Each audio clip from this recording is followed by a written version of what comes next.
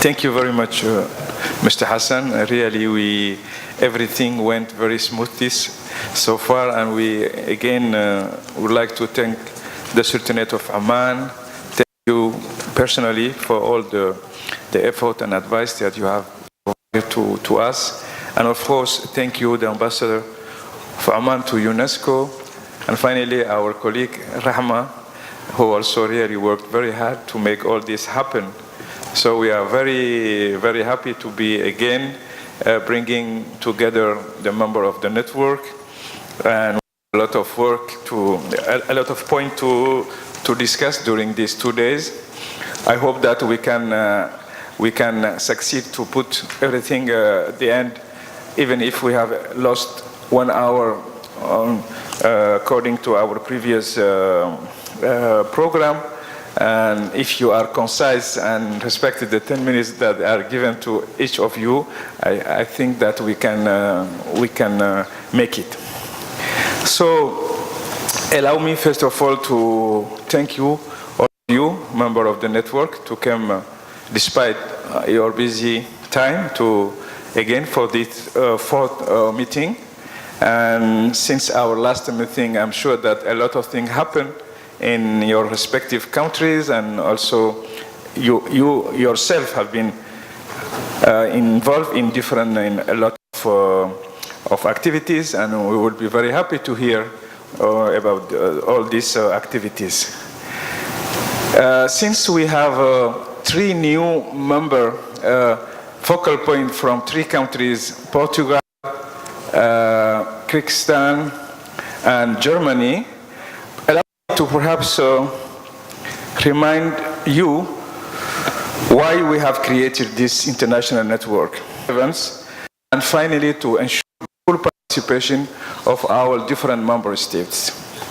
More particularly, I think the responsibility that is set for the member of the network are to contribute to the promotion of mutual understanding, intercultural reconciliation, through cooperation among nations and people.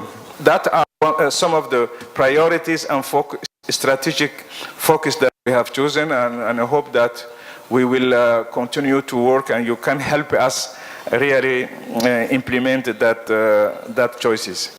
To Mr. Lee.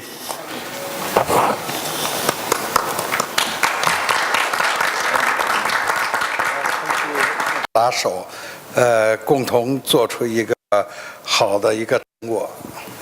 So I hope all your countries can bring your intelligence and your power into this meeting, and later we would like to hear all your sharing, and let's look at the future, look forward to the future. Let's hand by hand, hands together and cooperate together. So this is what I wish. And thank you. Thanks again to everybody, all the friends here. Okay, thank you. Being here again with you, see you here in Muscat, the heart of the maritime Silk Roads. I wanted to present some, let's say, background about the project, as we have the new members between us from Germany, from Portugal, from Kyrgyzstan, but Ali did my job. So I pass quickly to the presentation of what we have done so far. Very briefly, let me quickly present the objective of the Silk Road online platform once again. Ali mentioned them, but I would like to repeat them again. Through this project, UNESCO aims to compile and disseminate the knowledge on the shared cultural heritage of the Silk Roads developed by UNESCO and its member state. And also, the project aims to bring together local scientific, cultural, artistic, and especially youth communities alongside the Silk Roads and beyond, for sharing their knowledge and experience related to the shared cultural heritage of the Silk Roads, with a view of reinforcing the interactions and collaborations among them. In short, what we do through this exercise of collaborating and exchanging the information about the shared heritage of the Silk Road goes toward the reinforcement of interactions and intercultural dialogue. Forum Melilla, presentation Silk Road program online platform. Presentation the book The Silk Road in the Story of Spain and Portugal with University of Valencia, with collaboration UNESCO Silk Road. Exhibition The Silk Times, in National Museum Ceramics González Martí in Valencia. Cultural encounter, exchange cultural gastronomic with embassies Uzbekistan, Turkey, Indonesia in Spain, with festivity Fallas, March this year. Exhibition The Color of the Valencian Silk, Profession, Art and Tradition, with Museum of the College I held Silk Arts of Valencia. Participation in the festival Atlas Bayrami in Fergana region, Marguilon, Uzbekistan. With Portugal, actually, to open the Silk Road to all over the world. The Atlantic Ocean, Pacific Ocean. I think it's very important to really see how the Silk Road is a global, worldwide issue, main issue. Yes, thank you. Start with the representative of Afghanistan to present the activities they did in the last 1.5 years. So please, the floor is yours. We went through some atlas in the MUF. There were some missing points in Afghanistan regarding the foods, cultures, the points, the city names. So we wish we will share with Mr. Mehrdad, and we wish it will be there in the UNESCO Atlas in the map. First of all, I would like to introduce myself. This is Abdul Muqim Afghan, Director of Planning and Policy at the Ministry of Information and Culture in the Afghanistan focal point to the International Network of the Silk Roads online platform. It was an opportunity for me to be Director of Planning and Policy for the Ministry of Information to arrange some important events regarding Silk Road in Afghanistan. Site of Yuan Dynasty site named in the city of Taicang in Jiangsu province. And in this site, a number of porcelain wares, as well as storehouse, river dock, and residential building sites has been excavated, which demonstrate that this little city was a major port along the maritime Silk Road during the Yuan and Ming dynasty. Thank you very much for the Chinese team, Ekaterina from Georgia. Thank you.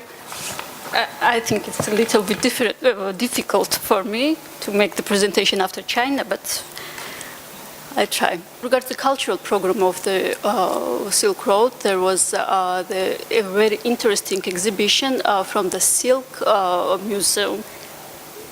The third forum will take place in 2019. As regards the Silk Museum, it was a very, very active stakeholder concerning in the promotion of the Silk Road's cultural dimension. So together with numerous initiatives of the museum, educational program for children and adults, exhibitions, master classes, the State Silk Museum started the new project, Transcontinental Network Far and Near, aiming to reveal and highlight relationship between Georgia and Silk Road countries. So the Ministry of Foreign Affairs of Georgia has elaborated the document of the cultural diplomacy concept, considering the importance of the Silk Road for Georgia, its economic and cultural development. So we decided to use the Silk Road as a main image. The first project is entitled as Beyond the Silk Road. This project, founded by the European Research Council from 2017 to 2022, seeks to provide a global perspective on economic development in the Afro-Eurasian world region. It investigates the nature of economic development in several large empires in this region and will explore the conditions under which quantities of goods were moved across and between these spaces. They are intending to produce a short documentary, we don't have it till now, about the history and the importance of the Silk Road, and assigning some historians, including the Iraqi famous historian professor Dr. Yunus Zannoun, with the task of preparing researchers and special studies on the Silk Road.